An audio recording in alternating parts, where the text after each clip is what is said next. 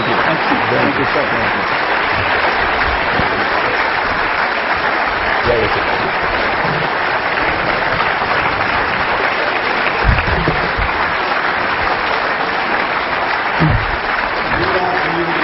Explain the format. Thank you, Ben. Ladies and gentlemen, let me just quickly tell you what our format will be. This is how we will proceed. Each of the speakers will have 14 minutes to make their opening remarks. They will then each have 4 minutes to respond to each other's opening remarks. They then will respond to questions that you've already written down on 3x5 cards, and also questions that Ben Stein and I have for them. I am going to be something of the timekeeper. I will be ruthless at times if they go over time. So I warn you, gentlemen.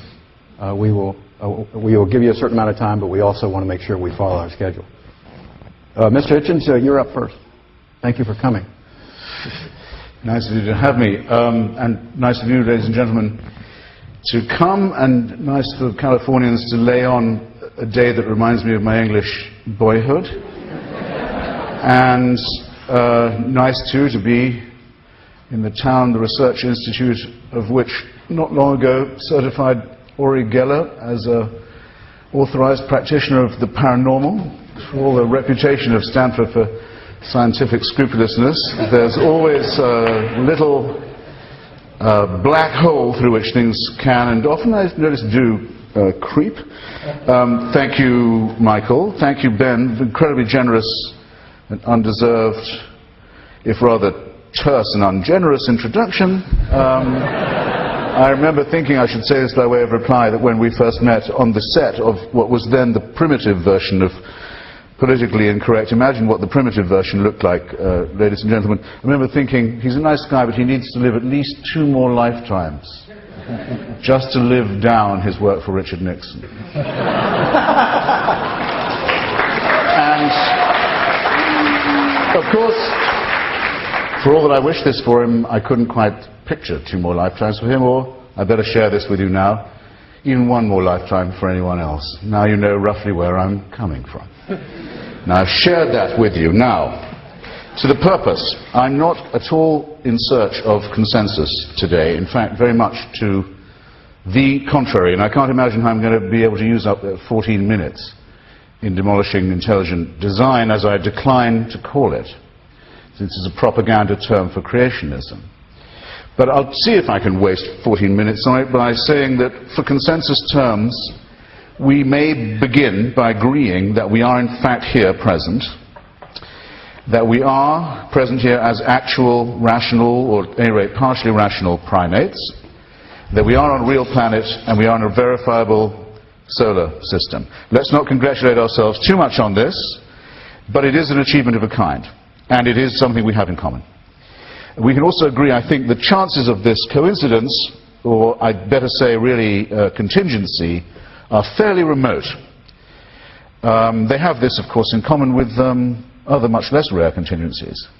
Any of us here today are much luckier in the aggregate than would have been any comparably randomly selected group of people born 500 years ago, whose life expectancy would have been perhaps 30, and whose infant mortality rate would have been something ghastly to behold. Or if we were born in today's Congo or Darfur. However, from the observation of exactly precisely the same facts, and the same phenomena, and the same processes, it's always been possible to draw 2 kinds of conclusion, and it always will be possible to draw 2 kinds of conclusion. The first is to say that no great decider exists. There isn't a decider who awarded me the right to live, while another baby 2 miles or 2,000 miles away barely lived long enough to cry before dying of diarrhea. I don't credit or blame God for these things occurring. That earthquakes and tycoons occur, tycoons probably occur.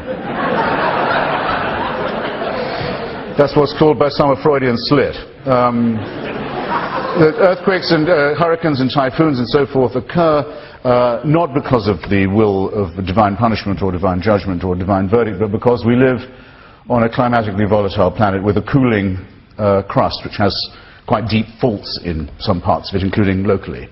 That would be a better explanation, but it doesn't convince everybody. The laws of nature are never suspended. Albert Einstein said that's the only miraculous thing about them, that they never change, that they're completely regular. And they certainly are not suspended in response to prayer or in response to ritual sacrifices, and so forth. The positions I've just given you are my own positions, my own views. I didn't think them up all by myself, but I agree with them. Against it, you can always take the view that we are here as the result of a plan. That we are the object of a divine design, that somebody cares about us, and that this plan seems to imply an author or a designer.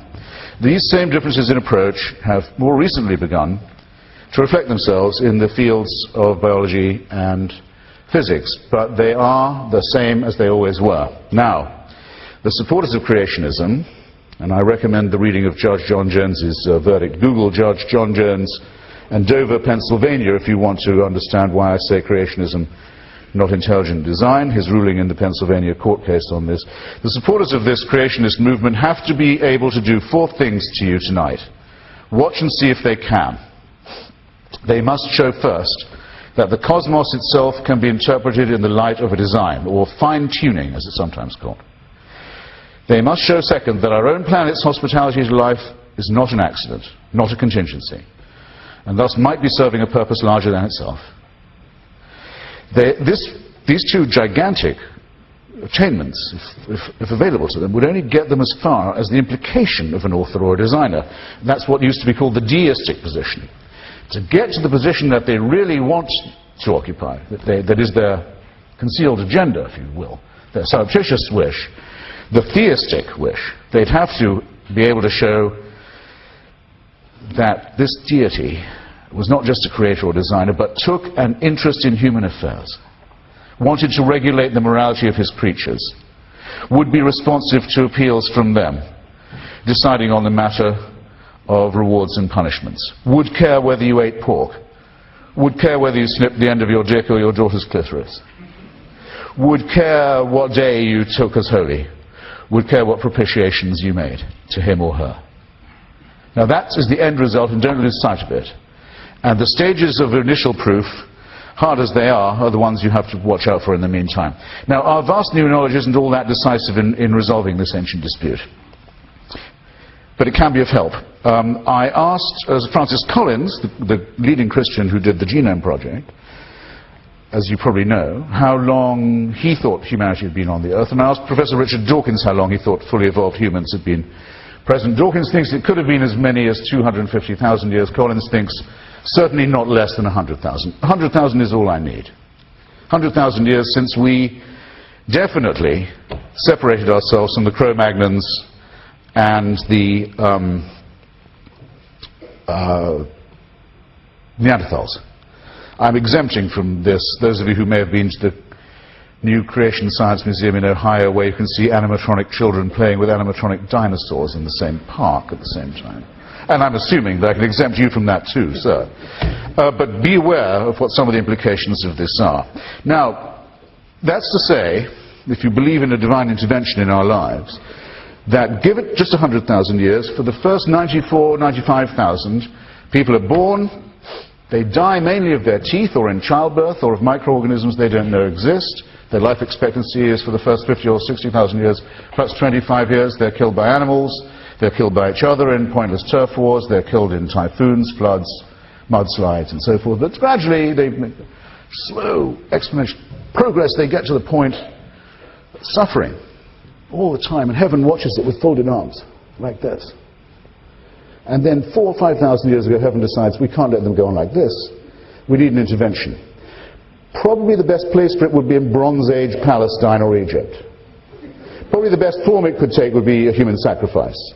That might cheer them up a bit. Now, if you don't believe this, you do not believe in any of the 3 monotheistic revelations. That's what you have to believe. That's the minimum you must believe in order to believe in any of those aforesaid. And of course, it's not believable, or, shall I put it like this, it only replaces the argument as before. It replaces the argument as it was before we knew about Cro-Magnons, or dinosaurs, or Neanderthals. It argues from design. And if everything was designed, what are we to make of the designer? who sentenced so many generations to barbarism, misery, ignorance, slavery, and early death. In the first place, isn't that rather an incompetent, rather tinkering designer? To say the very least of it. In the second place, isn't it a rather cruel, or at the very best, a highly indifferent one? And we still can't be sure whether this same incompetent and indifferent and cruel person cares whether we go to bed with members of our own gender or not, because there's no way to derive verdicts like this from evidence like that. So the religious still haven't scored the ghost of a point. And that's only to comment on what we know about the last 100,000 or 250,000 years of our own lives. Less than a millisecond of evolutionary or cosmic time.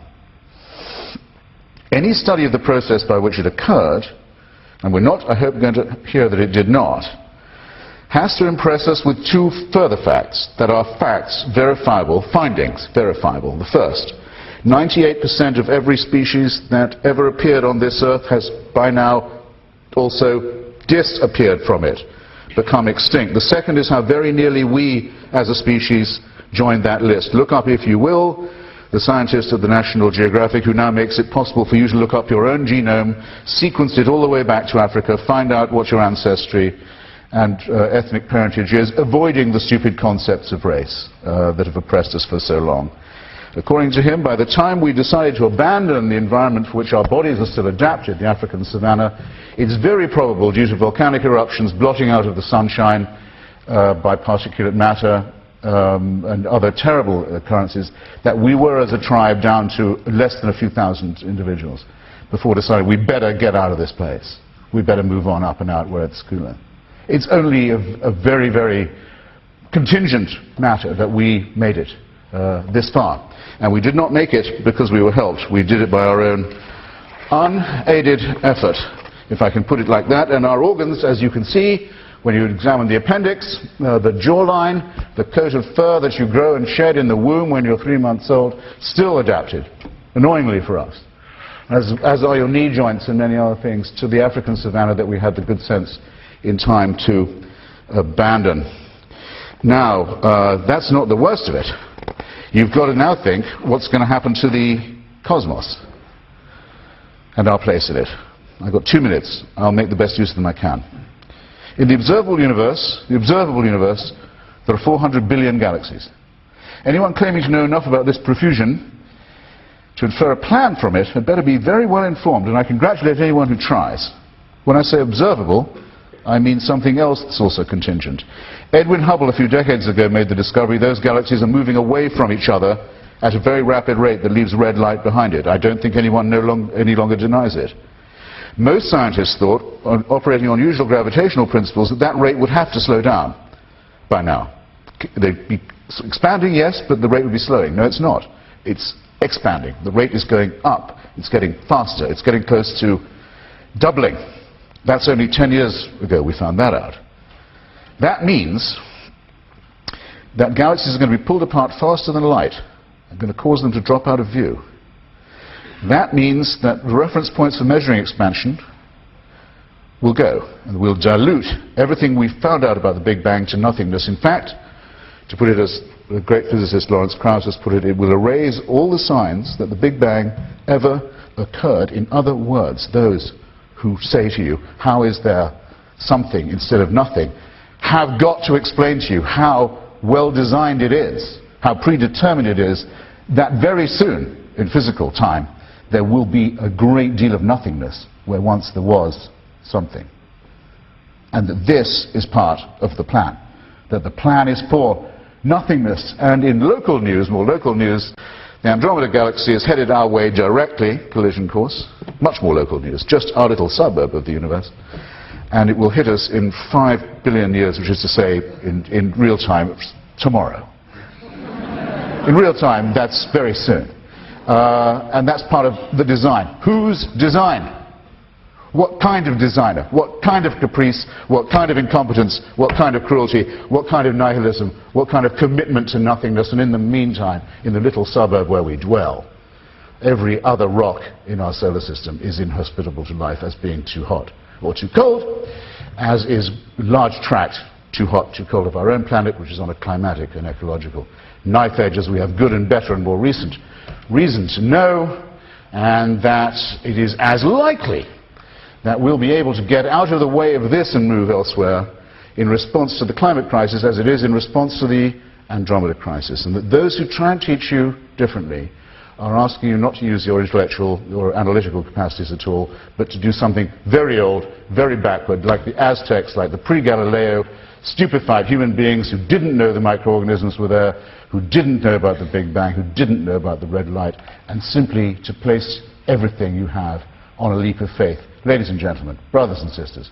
don't do it. You know better. Everybody now knows better. Thank you. Thank you, Mr.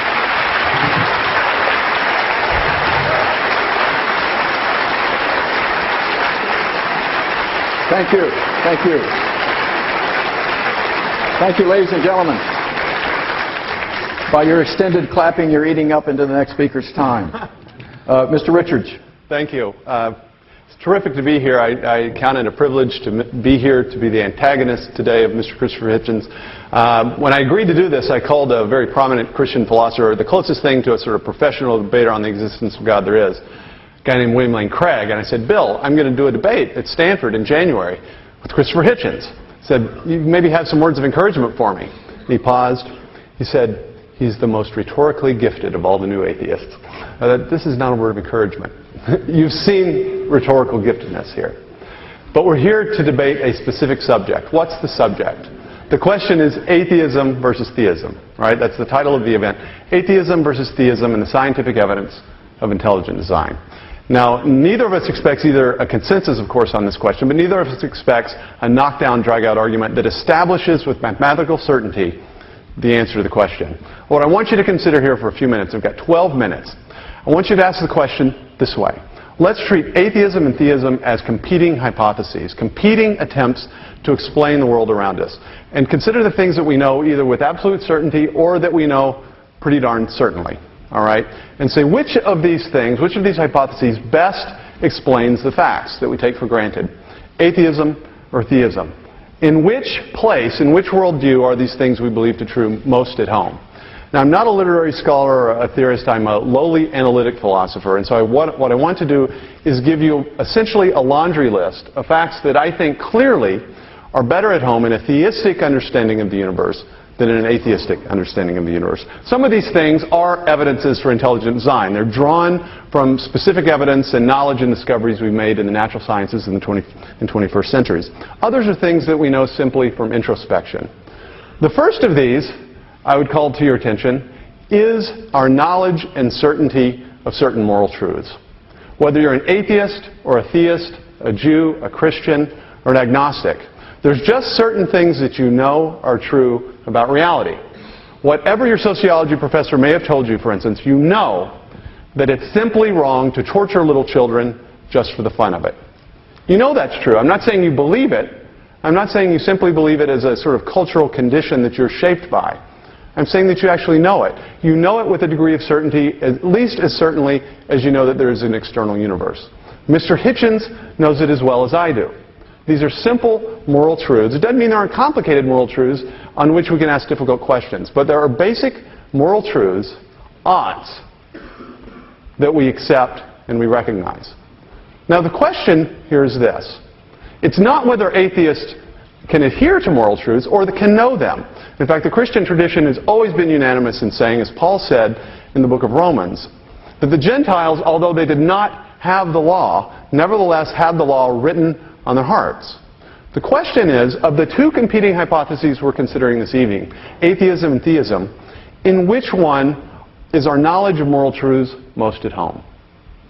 The atheist perspective, atheism is something like the claim that there's no such person as God, that the fundamental reality, the thing from which everything else derives, is something like the material universe.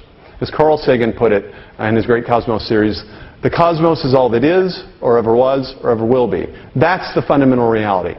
It's an impersonal reality. It doesn't exist for a purpose. It doesn't call us to any particular purpose. The theistic claim is that the fundamental reality is a personal being, transcendent, eternal personal being of maximal greatness and maximal goodness, which defines and calls everything else into existence, which has purposes and intentions. from eternity. Now, this being is, by definition, goodness and love, according to the theistic view. The claim is not that if you're a theist, you recognize moral truths, and if you're an atheist, you don't. The question is whether theism or atheism is a better metaphysical home for the knowledge we all have of moral truths. I would argue that it's clearly the theistic and not the atheistic perspective that most encompasses and accommodates this claim. Now let's turn to some scientific questions. There's a great essay by physicist Eugene Wigner called The Unreasonable Effectiveness of Mathematics and the Physical Sciences. What is discernible from the natural world? But I do think there's enough discernible from the public evidence that is available, from the direct introspection to which we all have access, and the best knowledge we have from the natural world, to conclude that there is something like a God. Observing is this strange sort of discovery that we made, especially in the physical sciences, that nature seems to be structured, at least in part of its aspects, according to mathematical formalities. This assumption that there's a rationality, a rational order that can in some sense be reduced to mathematics is not the sort of thing we had any reason to expect. Nevertheless, in the West, the founders of modern science, who did assume that, people like Kepler and Copernicus and Galileo, they assumed that the natural world was rational, that it made sense, that if they worked hard enough they could discover an underlying pattern, and that our minds could discern that underlying pattern. Now, why did they discover that? Why did they assume it as a statement of faith? They assumed it because they had a theistic worldview. They assumed the natural world was rational, that it was ordered, and that the human mind was constructed such that it could, if it worked hard enough, discern that order. Now, we know that the natural world is at least in part this way. The question is whether, if you're an atheist, you have any reason to expect this, or whether, if you're a theist, that reality makes more sense. We turn then to cosmology, and Mr. Hitchens has actually already summarized the Big Bang cosmology, the basic idea discovered in the 20th century that the universe had a beginning in the finite past.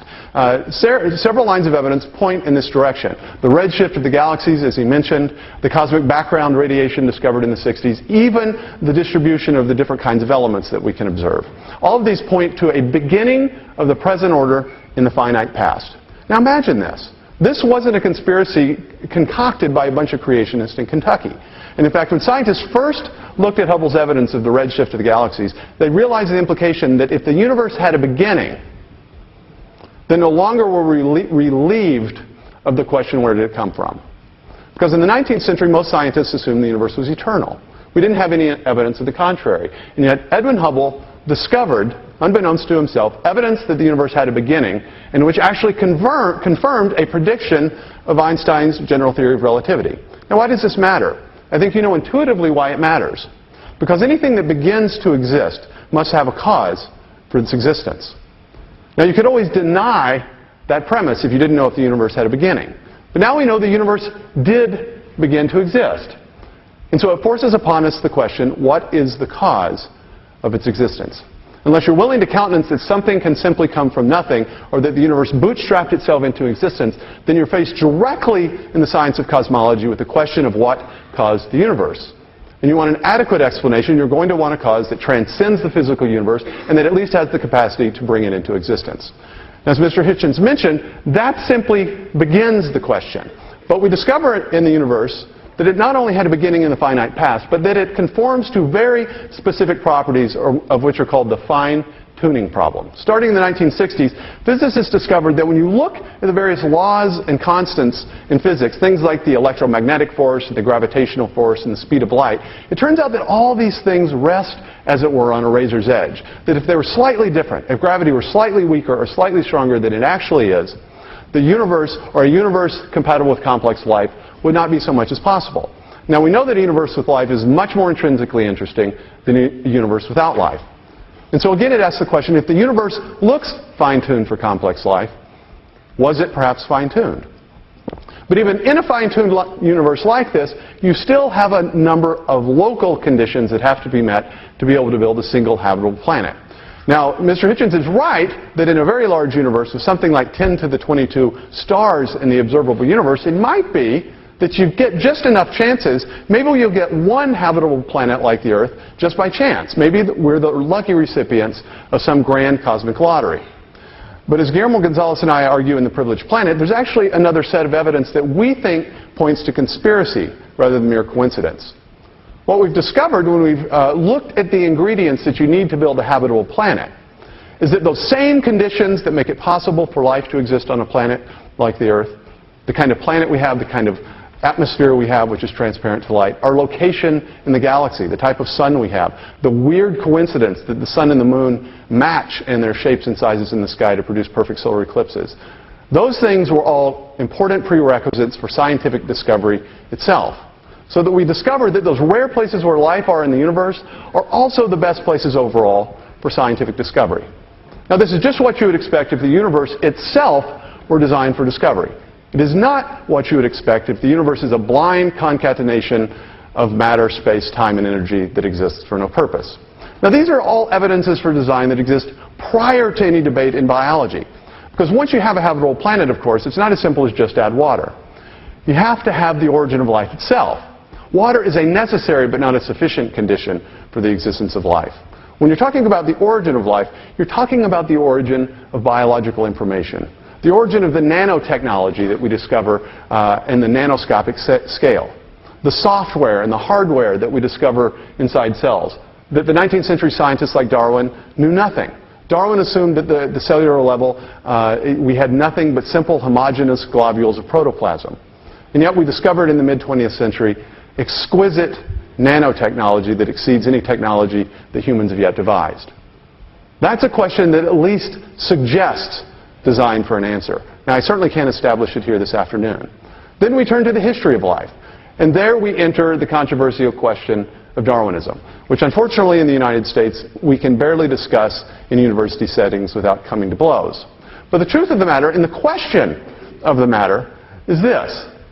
It's not whether Darwin's theory of evolution explains some things. In fact, the staunchest young Earth creationist openly admits and accepts that natural selection explains many things in the natural and the biological world. Natural selection clearly explains the survival of the fittest. It explains things like the variation in the thickness of beaks in the Galapagos Islands, for instance.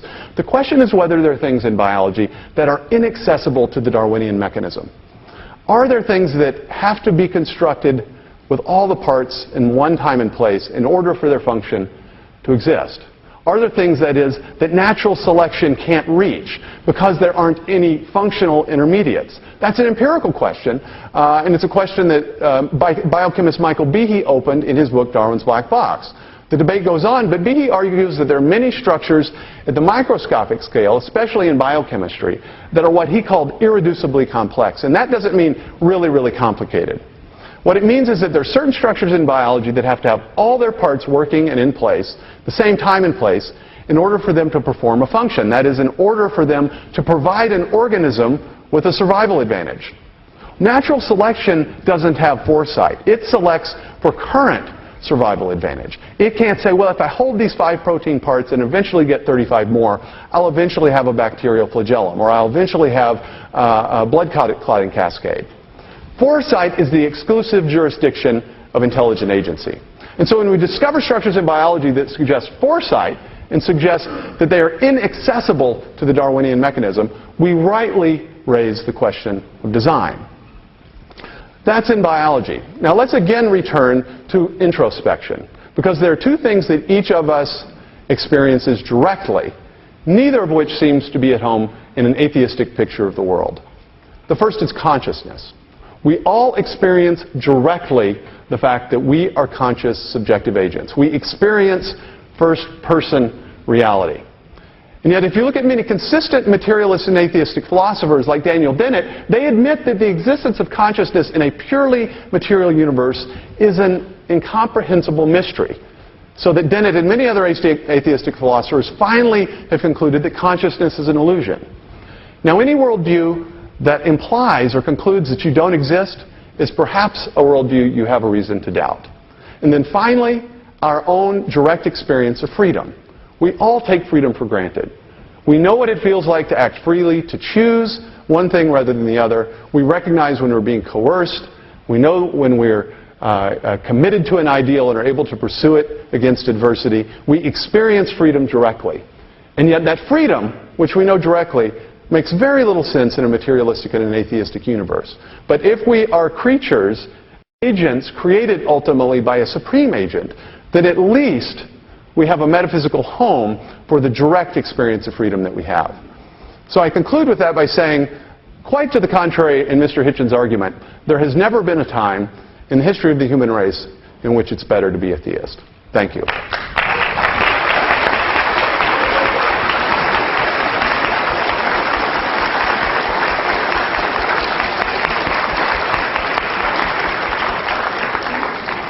Mr. Hitchens and Mr. Richards now have 4 minutes each to respond. Four. Okay. I'll do it in reverse order, if I may. First, if we have free will, by definition, we cannot be granted it. We can't be given it. My Hitchens' paradox states, of course we have free will, we have no choice. To say that it's a gift is to negate the whole concept of free will on its face. So, if that isn't self-evident, I can't think of anything that would meet the definition of being self-evident. Now, because I'm not a scientist, I thought I would front-load my first lot of remarks by some discussion of the scientific.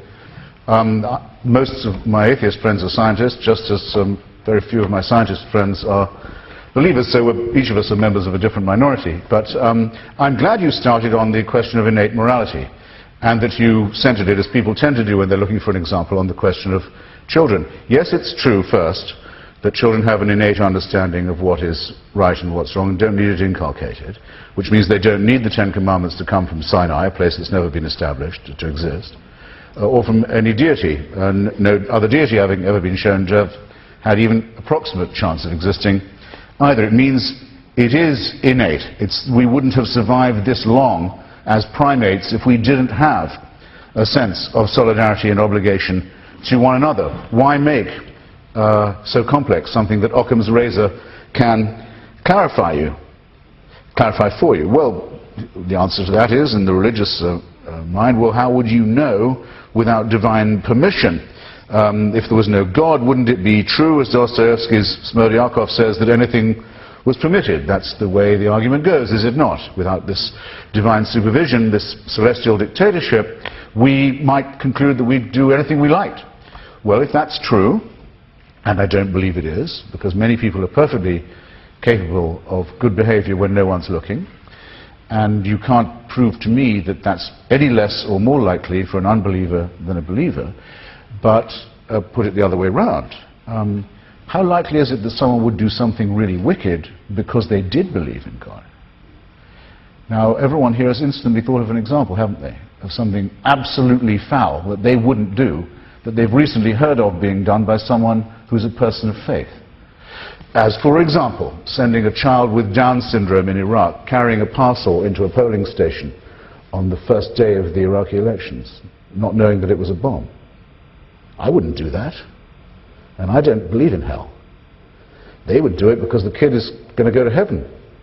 If it does this, it may not know it does. It's going Down syndrome. The genital mutilation community is entirely religious. The suicide bombing community is not exclusively, but almost wholly religious.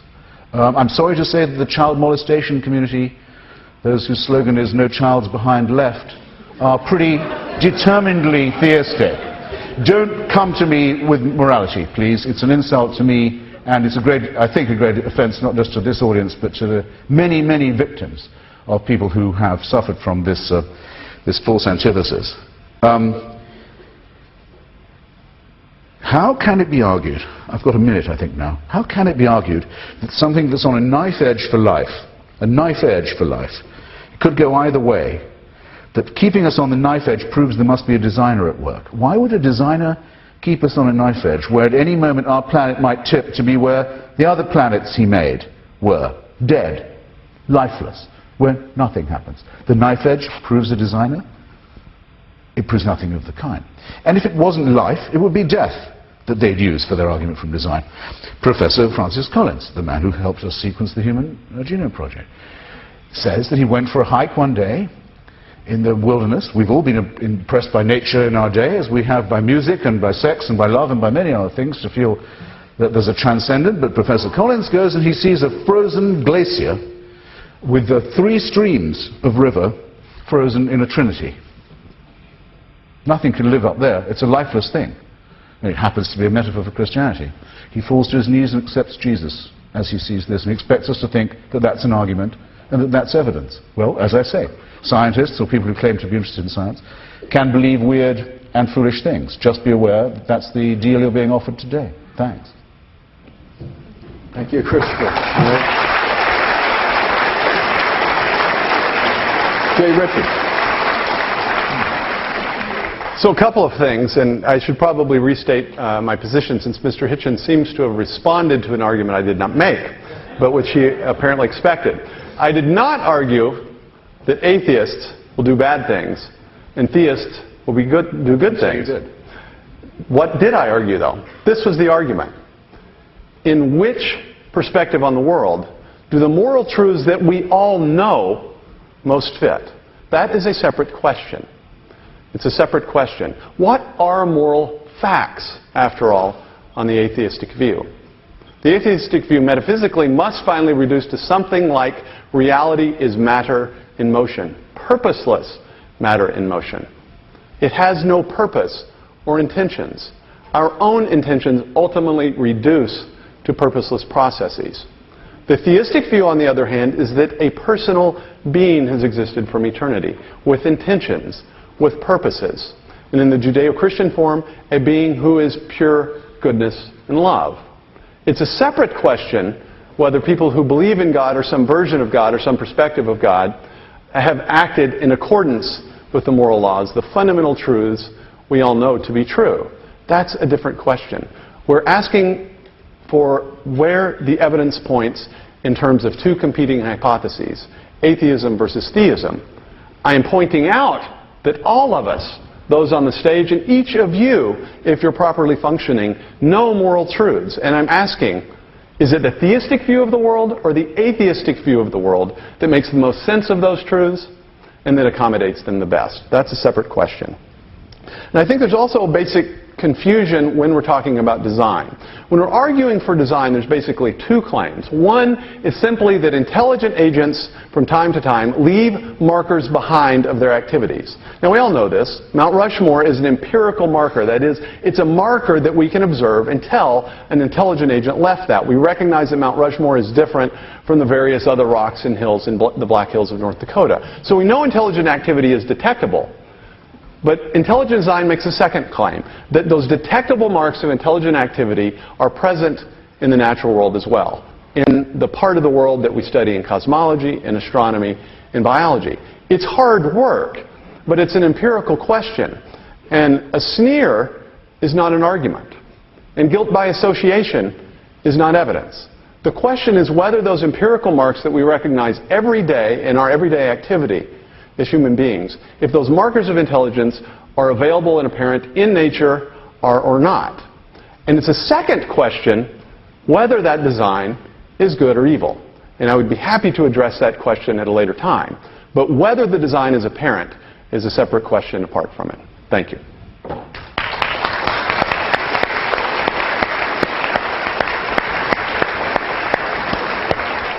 Now, I understand we have some questions on... No, we're going to go from these questions. We have a list of questions, and I also have questions that have been suggested to us by your comments and very, very brilliant points you've both made. I'd like to start with you, Chris, which is a question which is, you pointed out that Einstein said that there are certain laws, physical laws, that never change. That's the glory of them, is that they never change. Who created those laws, or where did those laws come from? Why do those laws exist? How did the laws of thermodynamics and gravity and motion and so forth come about? Well, the answer to that, as you know as well as I do, is that nobody knows. But suppose that we were to ask the question, which we're bound to, because we are mammals with a pattern-seeking imperative that impels us to ask this. Suppose we were to say, well, someone must have, then the next question would be, well, where does that someone come from? So all you get from this is an infinite regression, which is highly and deeply unsatisfactory. The reason why Einstein's observation that the laws of nature remain so tense, so taut, so perfect, so symmetrical, so in place, so uninterrupted, that it is this undergirding matter that is so miraculous, is that it completely negates the theistic, not the deistic, but the theistic position. In that case, those laws are not suspended because Mother Teresa has interceded for some Bengali peasant, or because someone's prayed to a virgin, or because Muhammad once said that he's flown on a horse on a night journey to Jerusalem. These things cannot occur, and those who think that they do are fooling themselves and attempting to fool others. So it's a question of whether you think it applies to the deistic or the theistic interpretation. What have you said? I'm sorry. Yeah, I'd love to address that question. It's a good one. First, Mr. Hitchens made 2 points, actually. First, to the question, where did what we call the fine-tuning of both the initial conditions and the forces and constants of nature come from? I described this. You can think of the forces you're familiar with, like electromagnetism and gravity. There's other forces like the strong and weak nuclear force. We call those the nuclear force in Texas, but I'm bilingual now. This is a discovery, again, of the physics community. This was not a cabal of creationists in Kentucky that came up with this question. It's called the fine-tuning problem. And I think it's a legitimate question precisely because we know the universe had a beginning. Now, it's simply nonsense to say that saying that it's the result of design is an infinite regress. Because the point is this. We have competing hypotheses. Is the material universe the fundamental reality, or is there a personal cause to the material universe? The claim is not that everything has a beginning in its existence. Every worldview has a fundamental resting point in explanation. Every worldview needs and wants some necessarily or eternally existing reality. Now, the materialists of the 19th century could simply say it was the material universe. That's now off the table. The material universe is a crummy candidate for ultimate explanation precisely because it has a beginning. God, or a designer, is not in the same way a crummy explanation because we would posit that God is the necessarily existing thing, whereas we know empirically that the natural world is not. So the infinite regression argument fails. Now, to the notion that there's some problem with the suspension of natural laws, I'd point out that there's probably not a serious theistic or Christian theologian which would define miracles as the suspension or violation of physical laws. Whatever Einstein may have said, the laws that we observe in nature are sort of like the grammar, the regular activities of the material objects that we see. They're formal descriptions, but they're not overarching laws that control in some way. And you have to finally get back to the metaphysical question of what the fundamental reality is. If theism is the answer to fundamental reality, if God is the ultimate reality, then the laws are simply a reflection of what the natural world does regularly. But just because, for instance, I drop a pin or throw a pin in the air and then catch it, right? Have I violated the law of gravity because I stopped it from dropping to the ground? Oh, come on. No, of course not. Why not? Why not? Why not? It's a serious question.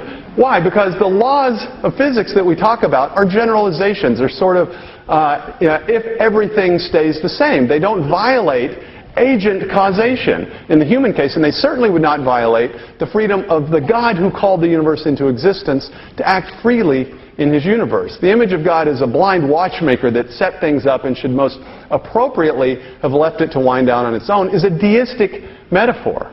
The theistic metaphor would see God in the material universe as like a gardener who creates his garden and then chooses to tend it.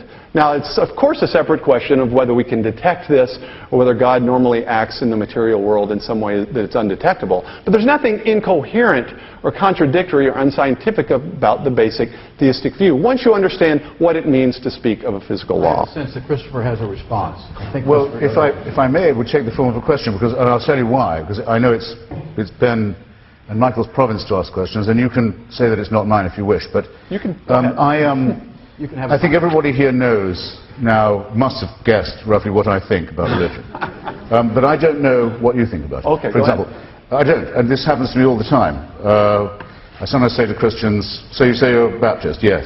So you believe in Calvin and predestination? I didn't say that. I thought you said you were a Baptist. No, not exactly. I want to know from you. Do you believe that Jesus Christ was born of a virgin? Yes. Do you believe he was resurrected from the dead? Yes. Do you believe that the Prophet Muhammad took a night journey to Jerusalem on a horse? I don't know. You don't know. You're open-minded on that. I just don't know. Do you think that a God made a covenant with just one people, the Jews, at Mount Sinai? I think he made a covenant with the Jews specifically, as it says in the text, to bless all the peoples of the earth. Yes. I rest my case. I rest my case. Right. I am an admitted Christian. I rest my case.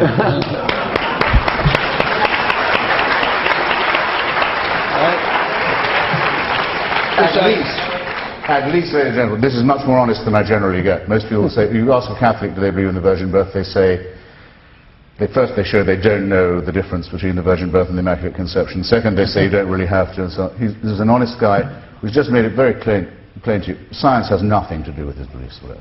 Okay, can I... Nothing at all. That's to his credit. He hasn't done that at all, but if you understand, that's okay. Chris, why are some... Christopher, please, I promised my mother. Also, it's my name.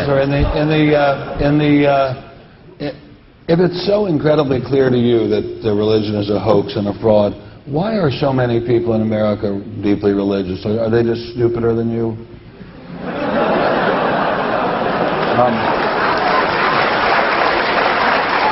Well, again, I'll take your question in reverse order, if I may. Yes, I think I am smarter than most people in the United States. And the polls find that most people agree with that proposition. And only stupid people answer opinion poll questions. Second, I actually have not said that religion is a hoax or a fraud. There are fraudulent elements to it, as there has always been, the sale of indulgences, the promise of the miracle cures, and so forth, the offer of false consolation. But I describe it in my book, God is Not Great, available at fine bookstores everywhere. And I bring the work of great, I bring the work of great philosophers and scientists in my more recent anthology, the Portable Atheist, anthology of writings of unbelief, to bear, to say that no, it is the oldest argument that our species takes part in. And it's the reason why I'm fascinated by it, interested in it, willing to conduct it, never refuse a challenge to do so. Religion was our first try at cognition. It was our first try at epistemology. It was our first try at philosophy. It was in some ways our first try at mathematics. It's what we came up with because we are pattern-seeking and ambitious and freedom-seeking mammals when we didn't know we lived on a round or spherical planet. We didn't know that we were in circulation around other heavenly bodies. We didn't know about gravity. We didn't know there were microorganisms stronger than ourselves that explained a lot. We didn't know why the heavens darkened and rained or hailed. We didn't know why there were earthquakes or floods. It was the first tremulous attempt to make sense. And in the work of Aquinas and Augustine and elsewhere, we see the first glimmerings of our attempts at philosophy. And in the Cranmer prayer book and the King James version of the Bible that happen to be my favorites, and the English hymnal, we also have the beginnings of a literature. The first time everyone who could read had all read one book and had a common discourse. So it's, for me, a very, very important and honourable, and at its best even a noble subject. But of course it is man-made and a delusion. And it is used by wicked people to exploit the credulousness of innocent people to create not an eternal life or life of freedom in another world, but a real, actual, material, secular dictatorship now claimed by people who have the arrogance to say that they themselves are acting in the name of God. And that's why it has to be opposed. So Richard, I'll let you respond to that, and then I have a question for you. Okay. My response, I want to make clear that the actual subject of the debate is the question of atheism versus theism and not the question of any specific religion. Obviously, theism manifests itself in some particular form, in Islam or Christianity or Judaism, but that is in fact a separate subject, and so I prefer to restrict my comments to the subject of the debate itself. Is that the wrong way around? I'm sorry, because that's why I mentioned all religions instead of just one. Right, and I do not think, and I think we probably agree on this point, that the simple prevalence of a particular religion in a society is any particular mark for its truth or falsehood. There are perhaps, a billion Buddhists in Asia, over perhaps a billion Muslims around the world, and over a billion Christians. So I don't think simply the numbers answer finally the question of the truth of one or the other.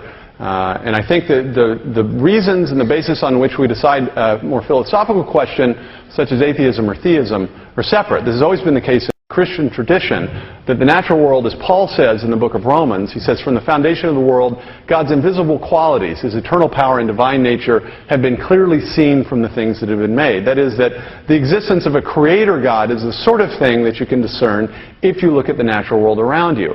That doesn't mean that every question we ask as human beings Or everything, for instance, that a Christian would believe about God is discernible from the natural world. But I do think there's enough discernible from the public evidence that is available, from the direct introspection to which we all have access, and the best knowledge we have from the natural world, to conclude that there is something like a God-seeker religion. I do not think that's the basis on which we establish the more specific claims of the religions.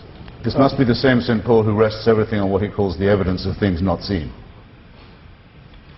Must it not? You see, this happens all the time.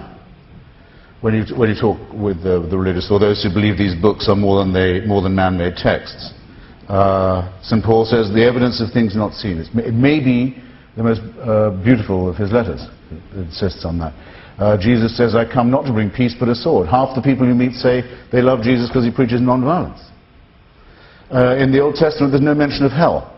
There's no punishment of the dead. You may die a horrible death of ethnic cleansing ordered by God, and massacre even of your children, and confiscation of all your possessions, mandated by God.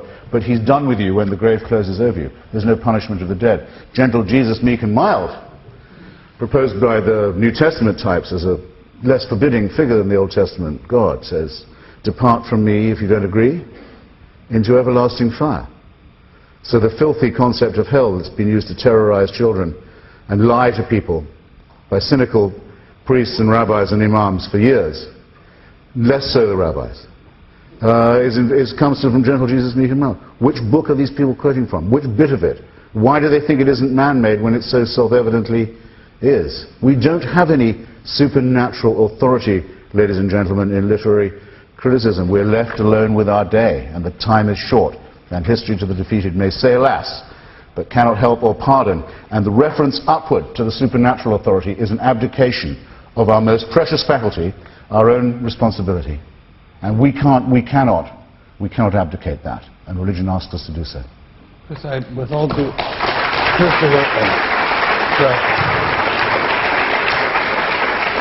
Christopher, with the greatest possible respect, Christopher, the Jewish prayer books do, and the Old Testament Jewish prayer books do repeatedly refer to being inscribed in the book of life and not in the book of death. So I think there must be some belief in life after death, but maybe I'm mistaken. Well, Judaism makes less of the afterlife than Christianity or Islam does, considerably less. And it also, of course, doesn't proselytize as much, or really at all, except among Jews. And it doesn't make the stupid mistake of saying that the Messiah has already arrived, which Christianity does make, and Islam sort of suggests, at least the final revelation has already occurd. At least Maimonides has the grace to say, the Messiah will come, yes, but he may tarry. Do you that I would say that Judaism is superior because it makes a racist sectarian claim that God has revealed himself only to one Bronze Age, greedy, ambitious military tribe.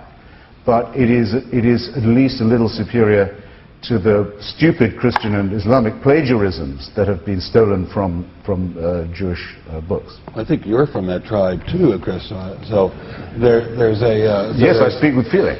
So, but there's a... do not regard myself as particularly redeemed or marked in my foreskin for a special revelation or salvation, and I despise anyone who thinks like that. I don't think people should think with their dicks, or their epidermis, or their pudenda. Okay? Call me old-fashioned if you like.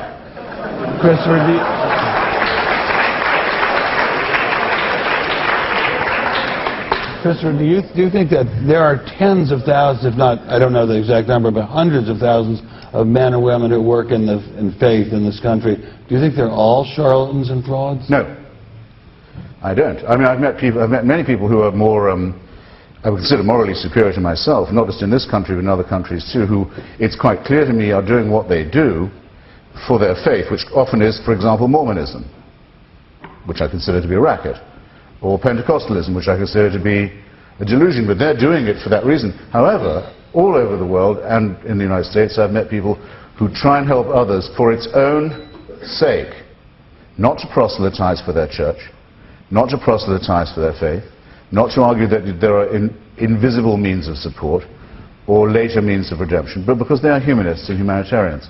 And I think it's to them that the credit should go. I have to say I suspect those who go as Mormons to work in Bolivia to try and convince ignorant, innocent, needy, desperate people by handouts that Joseph Smith dug up gold plates written by God in upstate New York. I think that's a terrible way to be living your life. Mormonism is not our topic tonight, but We've discussed several subjects that are not our topic. Faith is, though, and if faith is good, that's as good as anyone else's. Well, let me just say and as a motive for charitable work, which was the question Comrade Stein asked me, as a motive for charitable missionary work, it's a notoriously very strong one, is it not? Mormons have to spend a lot of time as missionaries working for others to convince them that an absolute crackpot fantasy is a gift from God. Let me bring it back to religion and science, if I could, for a moment. This is a question for both of you, and I'll begin with Jay Richards. So the late crackpot racist fantasy, by the way, since until 1979, no You're black, filibustering here. no black. Since I was asked, crackpot racist fantasy since till 1979, no black person was admitted by the Mormon Church to have a soul. Ladies and gentlemen, I invite you back Thanks next a lot time for for our that. discussion about Mormonism and history. But right now, what I'd like to do is bring it back to religion and science, and I'd like to ask Mr. Richards, and I'd like for Christopher to comment. The late Stephen Jay Gould, a man that Christopher greatly admires, and many of us do, noted that surveys show that almost half of all scientists are religious.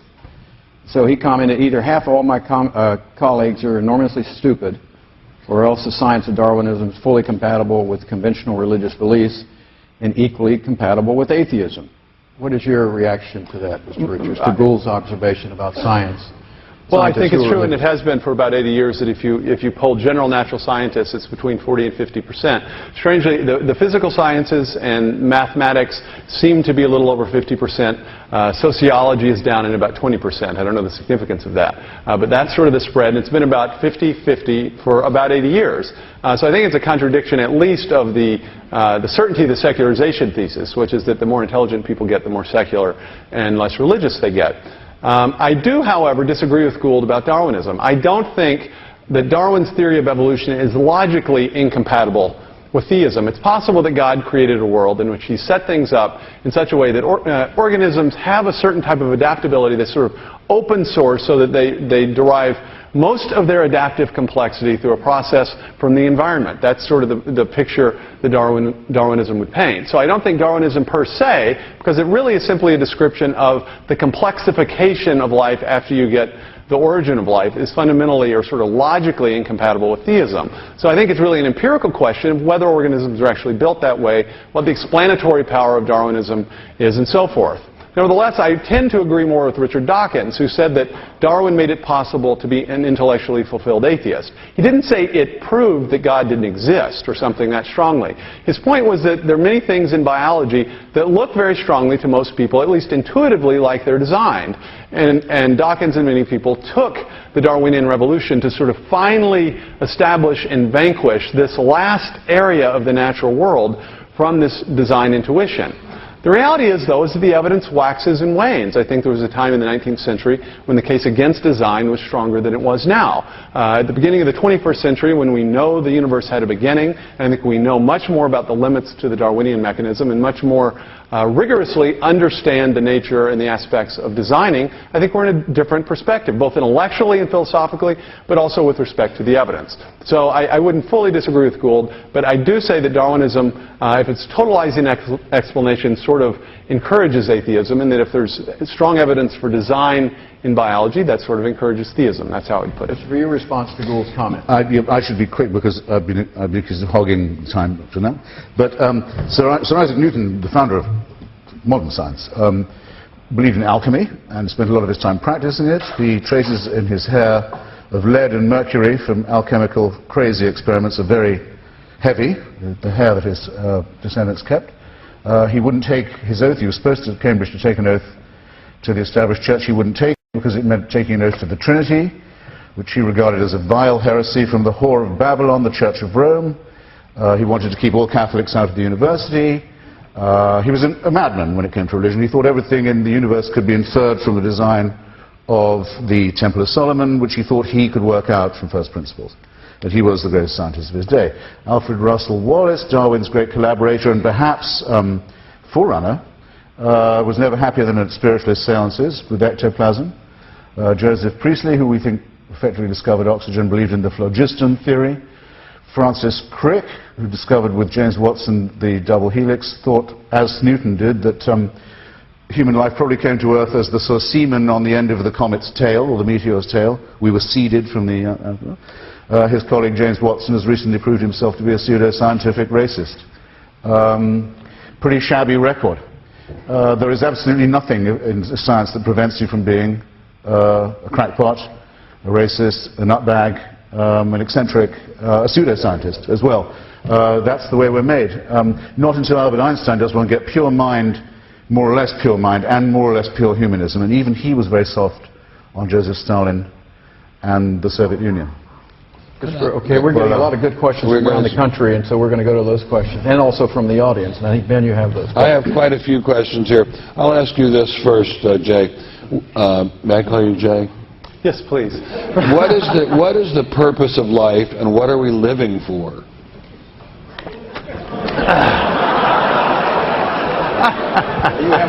That again is not the subject of the debate. I don't believe.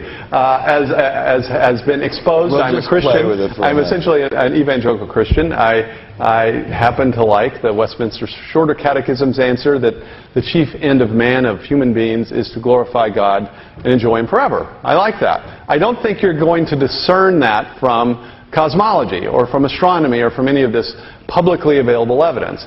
I think it's separate. To refer to the previous question, it's a separate question what scientists believe, the scientists, and what the best scientific evidence we have is. That's why I insisted on trying to ground my argument that I made previously on the best evidence we have, the things we have very good reason to believe are true. It's quite the case that scientists and literary theorists and philosophers believe all sorts of things. And so we want to ground our arguments in the best evidence that we have. But I don't think all of the religious questions that every human being could ask is going to be discerned or answered from these publicly available evidences. The truth of the matter is, Thomas Aquinas pointed out, as important as the arguments for God are, if everyone had to know those arguments, very few people would believe in God. It's sort of the grandma problem. You know, my grandma doesn't know the theistic proofs. And even though I've studied them, I actually forget the arguments myself and have to bone up on them again before discussions such as this. And so we can have direct experience of God, an intuitive experience of God, but that can't be the basis for our arguments for others, like a private revelation. You might have a private revelation that justifies your belief in God, but it's not a public argument. So that's why I hope we will decide these questions insofar as we can on the publicly available evidence, and rest content that questions such as the purpose of your life or my life are more fine-tuned or precise questions than we're going to get answered from the evidence we're considering. Thank you, Christopher. Tertullian, one of the church fathers, said that one of the great things about being in heaven was you'd be able to watch the writhings and the tortures of those who'd been sent to hell. And I think what I mainly live for is contemplating the misfortunes of other people. Well, that leads me to a very... That and vindication, being proved repeatedly and over again right when other people were wrong. That does a lot for me. But raising the sights just a fraction, I'd say that to me that what matters most is the pursuit of happiness, in the words of our greatest founding father, and the pursuit of liberty, freedom. And that these things are incompatible, completely incompatible with the worship of an unalterable celestial dictator. Someone who can watch you while you sleep and convict you of thought crime, and whose rule cannot be challenged, and who's the big brother whose eternal reign may not be disputed. That makes the concept of the pursuit of freedom and happiness completely negative, negates it. So one of the things I live for is to return a stout and joyful non-serviam to this dictator, who I'm pleased to find doesn't really exist, but is instead a creation of those who want to install a theocracy in the real life where I can participate, and I'm not going to give them an inch. The second thing I live for is, if not exactly passing on my genes, taking part in activities that might allow those genes to be passed on.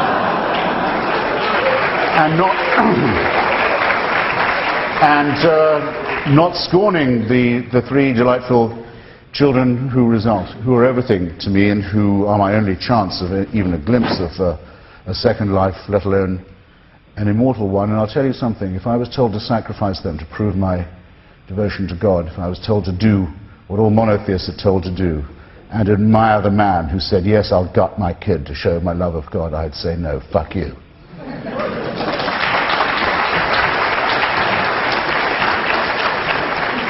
And so should you, and the religions that say you should admire infanticide as proof of the love of God have no claim at all to be preaching ethics, let alone morality. So then are you opposed to abortion? Sorry, Christopher. Oh, please.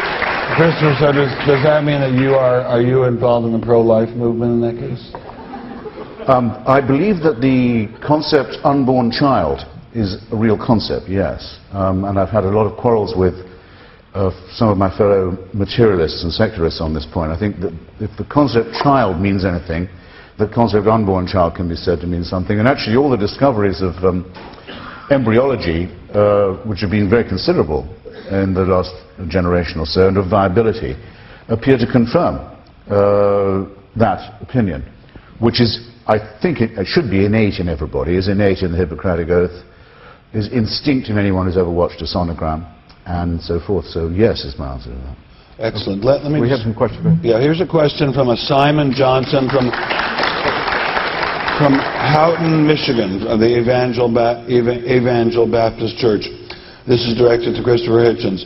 How does the law of the conservation of matter, that no matter can be created or destroyed, factor into the theory that out of nothing all matter is suddenly created, the so-called Big Bang theory?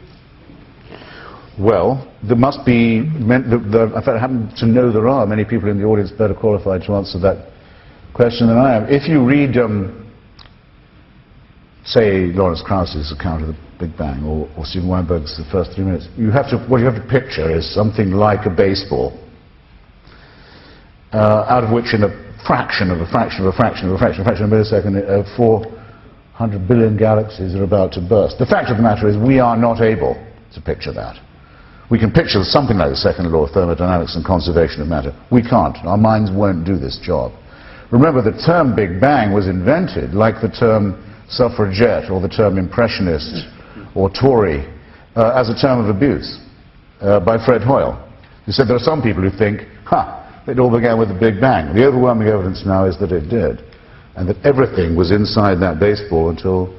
So I was once asked by an intelligent child to whom I was trying to draw this picture, my daughter actually, my younger daughter, okay, what was outside the baseball? You can't do that. You can't do that. Einstein couldn't do that. Fred Hoyle couldn't do that. Weinberg can't do it. Krauss can't do it. No one can do that. Maybe Jay Richards.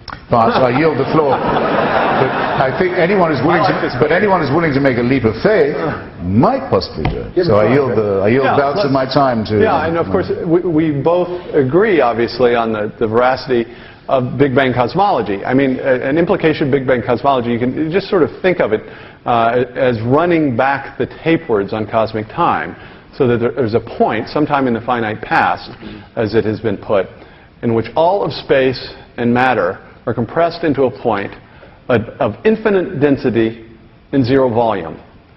That's the picture to which Arno Penzias responded. Penzias was the co-discoverer of the cosmic background radiation, that this is what he would have been led to expect by the 5 books of Moses. Now, Penzias is a Jew. He believes in God.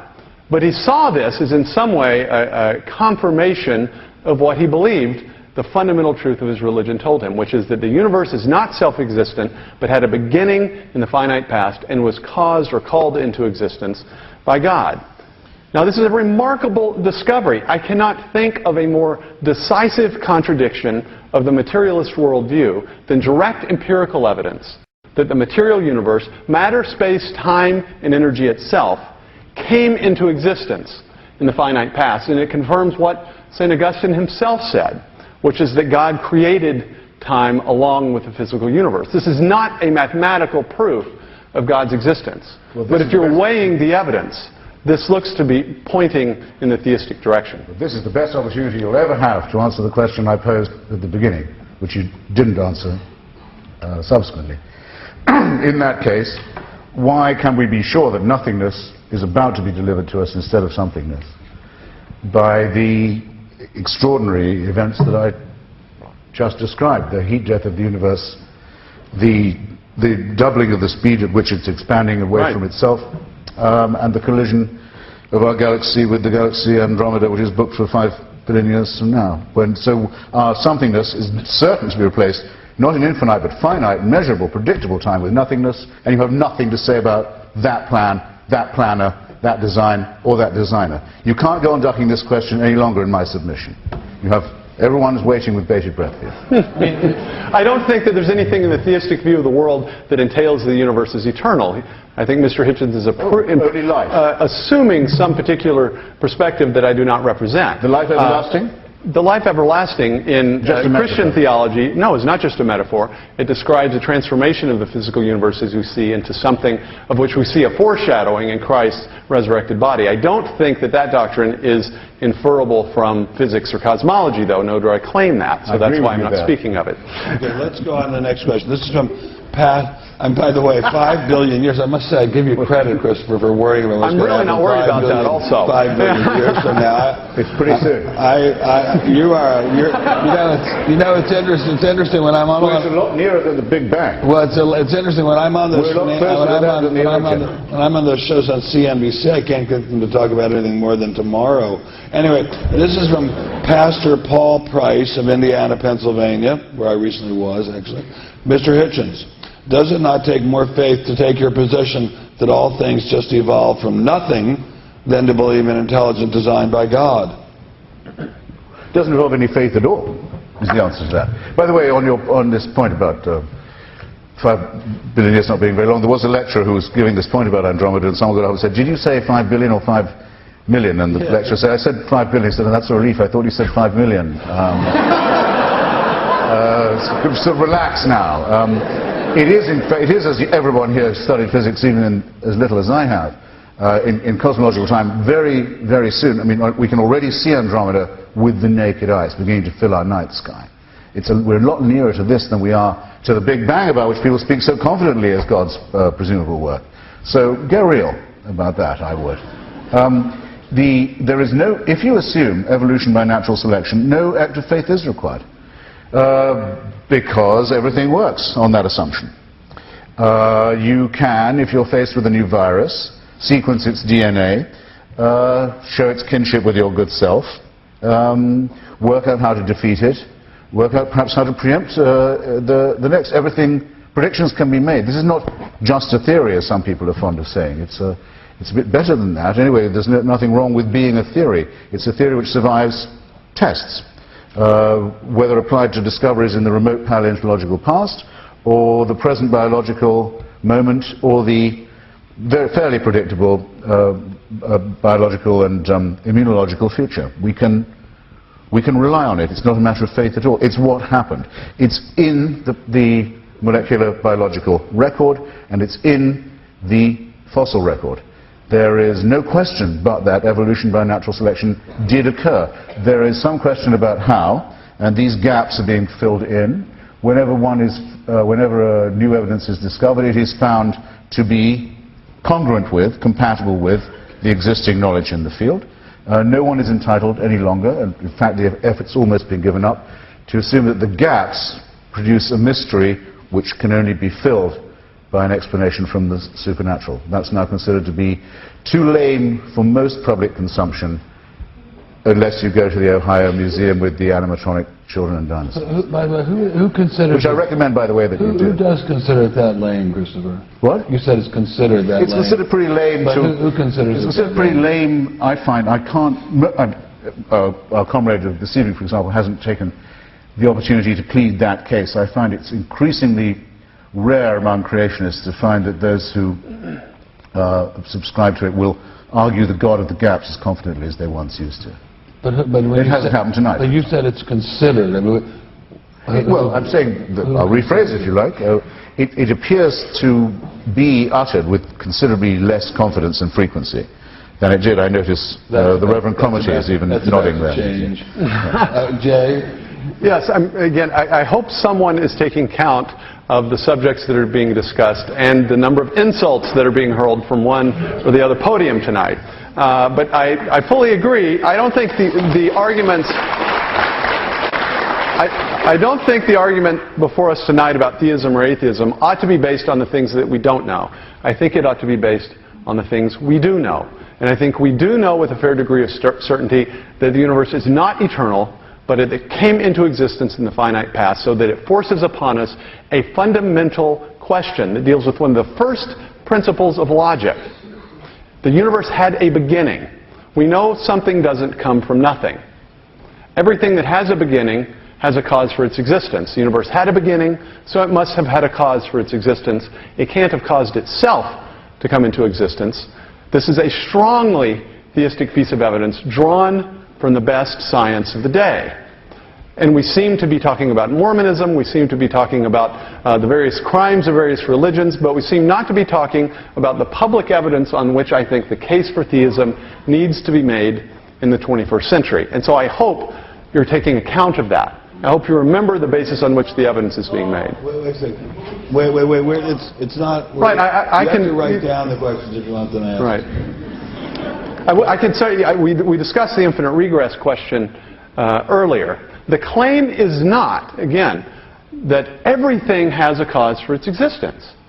If the universe were eternal, if we had some reason to think the universe is eternal, then the universe itself wouldn't require the question. But we have empirical reason to think the universe began to exist. Every view of the universe, of reality, is going to have a fundamental resting point of explanation. So the question is, what's the fundamental reality that has always existed? We know the universe is now a crummy candidate for that explanation because it began to exist. God did not begin to exist, nor do we have any reason to think so. So in the competition between the two hypotheses, we know the universe began to exist. That's why I think in that particular piece of evidence, theism wins the day over materialism. It's not even casuistry. You just said something can't come into existence uncaused unless it's God. No. God did not come into existence. God did not come into existence. The argument is that everything that begins to exist must have a cause for its existence. That's the argument. It's not everything has cause. With the exception of your a priori. No, the universe itself. No, not at all. The universe itself might not have had a beginning. It might have existed from eternity. We know that's not true about the universe, so it calls for a cause. Here's a question from Tracy in Ontario, Canada. I think this town is called Staines or Stainer in Ontario, Canada. At one point there was inorganic matter, and then there was organic matter. How did organic matter originate? We'll start with, so we usually start with Christopher. We'll start with you this time, Jay. Yeah, there's this fundamental question. Everyone recognizes it. It's not as if the atheists or the theists recognize this as a problem.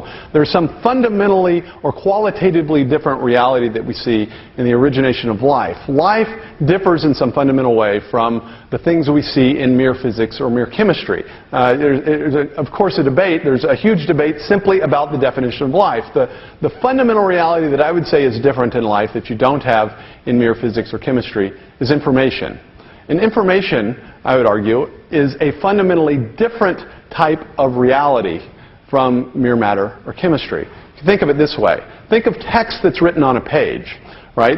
Physics and chemistry can explain the properties of the ink, the properties of the paper, can describe why the ink is a good medium for holding some kind of information. But the information on a page, the message, is different. It's grounded in the medium, right? But you can't explain the information itself in terms of physics and chemistry. In the same way, you can't explain the coding regions in DNA in terms of bonding affinities or physical laws or basic physical or chemical laws. There's a fundamentally different type of reality. So that when we're asking the question of the origin of life, we're asking the question of the origin of biological information.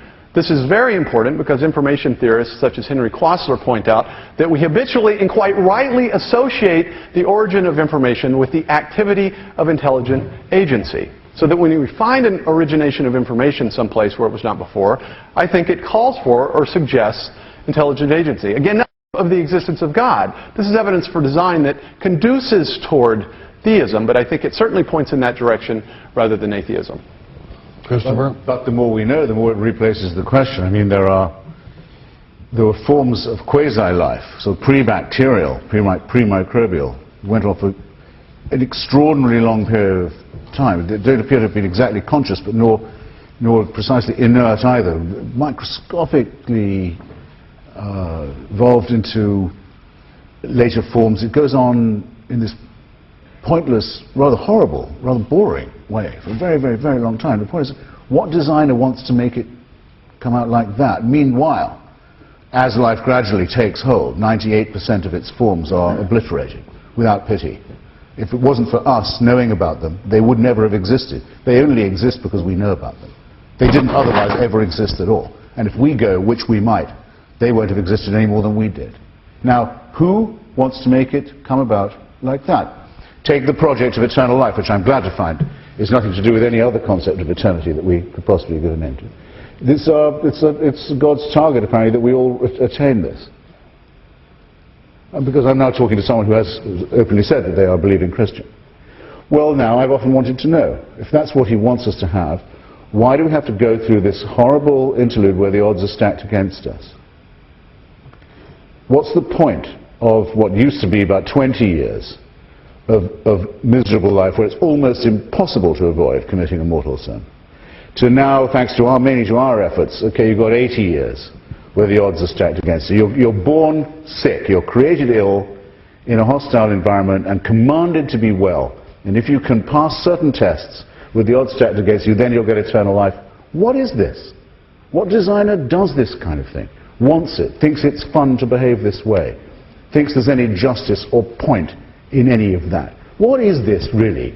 But here's another insult for you. But the rantings of frightened children trying to make sense of things they don't understand, and terrified of a dictator who they're willing to appease and propitiate by everything from human sacrifice to the murder of their own children. This is not good for us morally.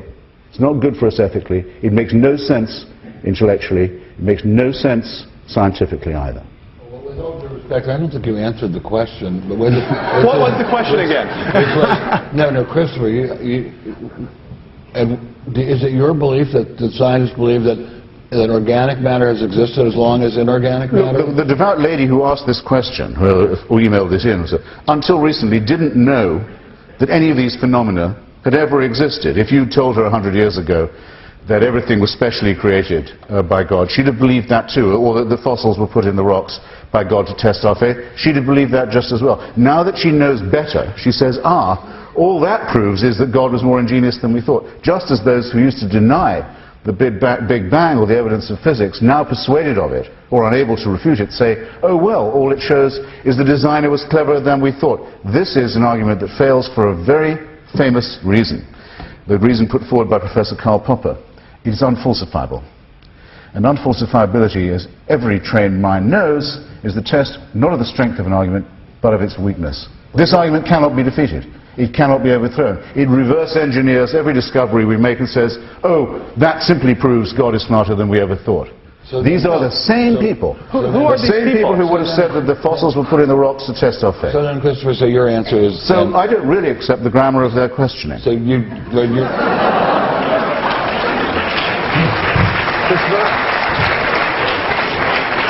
just a point of clarification. We have a debate where you just say, I don't accept the question. I don't accept the grammar of the question. Someone who doesn't actually believe in science at all, who's been reluctantly persuaded... Well, how do you know this woman? Because